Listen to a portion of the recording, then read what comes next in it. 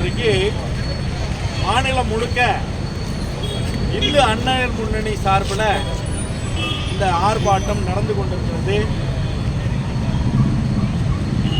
இந்த ஆர்ப்பாட்டத்துக்கு கடைசி நொடியில் அனுமதி கொடுத்துருக்குறாங்க. என்ன காரணம்னா, ஒரு அமைச்சர் அரசியல் சாசன பதவின்ற ஒரு உயரிய பதவியில் இருக்கக்கூடிய ஒரு அமைச்சர் அக்யூஸ்டுன்னு சொல்லுவாங்க, பண்பாடு இல்லாத, கலாச்சாரம் இல்லாத, படிப்பறிவு இல்லாத,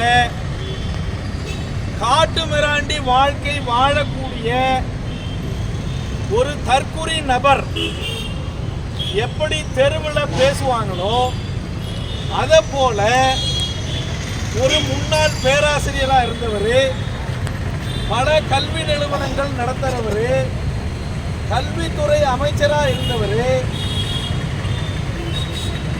மூத்த முதியவர், அவர் வீட்டில் பிள்ளைங்களுக்கு கல்யாணம் பண்ணி பேரம் பேத்தியும் எடுத்துக்கிறார். இந்த மாதிரி சமுதாயத்தில் உயர் பதவியில் இருக்கக்கூடியவர், முதியவர், வீட்டுக்கு தலைவனா, குடும்ப தலைவனாக இருக்கக்கூடியவர், மக்களால் தேர்ந்தெடுக்கப்பட்ட சட்டமன்ற உறுப்பினர், இப்படி மதிப்பு வாய்ந்த பல விஷயங்களை வச்சிருக்கிற இந்த அமைச்சர் ஒரு காட்டு மிராண்டிய போல பெண்களை குறித்து பேசினது நாகரிக சமுதாயம் சிறிதும் ஏற்றுக்கொள்ளக்கூடிய விஷயம். இதற்கடுத்து இவர் பேசினது பெண்களை இழிவா பேசினாருன்னா அதற்கு துணைக்கு எடுத்துக்கிறாரு. இன்னைக்கு இங்க நின்று இருக்கவங்க பல பேர் சமய சின்னங்கள்.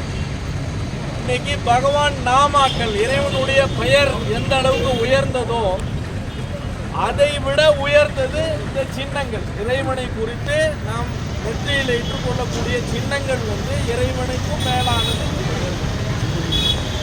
இந்த மத சின்னங்களை இழிவு செய்யற மாதிரி, கேவலப்படுத்துற மாதிரி, கேவலப்படுத்தி இழிவு செய்து பேசியிருக்கிறார்.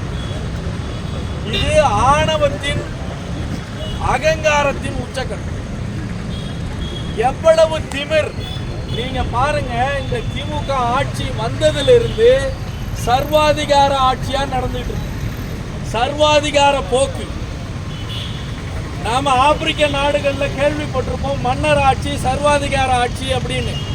அதற்கு உதாரணமாக தான் இந்த திமுக ஆட்சி இங்க நடந்துட்டு இருக்குது.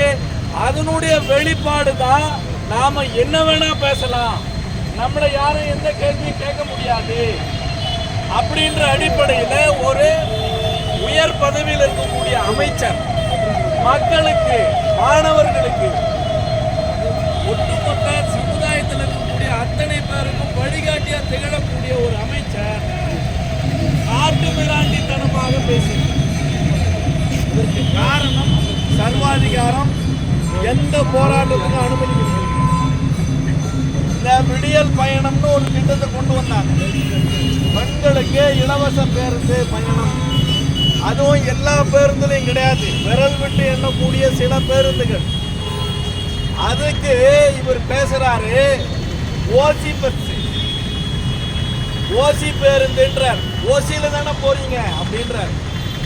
இவர் வீட்டு பணத்தை, இவர் கல்வி நிறுவனம் வச்சு சம்பாதிச்ச பணத்தை கொண்டு இந்த வாக்காளர் பெருமக்களுக்கு, பெண்களுக்கு இலவச பயணம் கொடுத்தது மாதிரி அந்த எண்ணம் என்ன மாதிரியான எண்ணம் இருக்கிறது தான் குறிப்பிடறதுக்கு தான் இந்த வாசகங்கள் முக்கியமாக நாம தெரிஞ்சு. ஒரு சர்வாதிகாரி, முதலாளித்துவ மனப்பான்மை. இந்த கம்யூனிஸ்டுங்கெல்லாம் கூட இருக்கிறாங்க, திமுக கூட கூட்டணியில் இருக்கிறாங்க. முதலாளித்துவத்தை ஒழிக்கணுன்றாங்க, முதலாளித்துவ மனப்பான்மையை ஒழிக்கணும்னு பேசுறாங்க.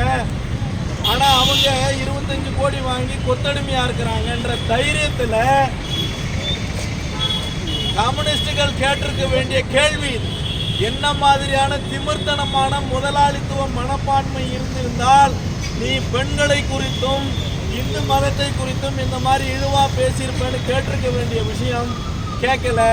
அதனுடைய வெளிப்பாடு இந்த ஆட்சி அகங்காரம், திமிர், சர்வாதிகாரத்தினுடைய உச்சகட்டமாக நடந்து கொண்டிருக்கிறது. அந்த திமிரிலும் ஆணவத்திலும் இந்த அமைச்சர் இப்படி பேசியிருக்கிறார். ஆணவத்திற்கும் திமிருக்கும் நல்ல செருப்படியான பதில் கிடைக்கும்.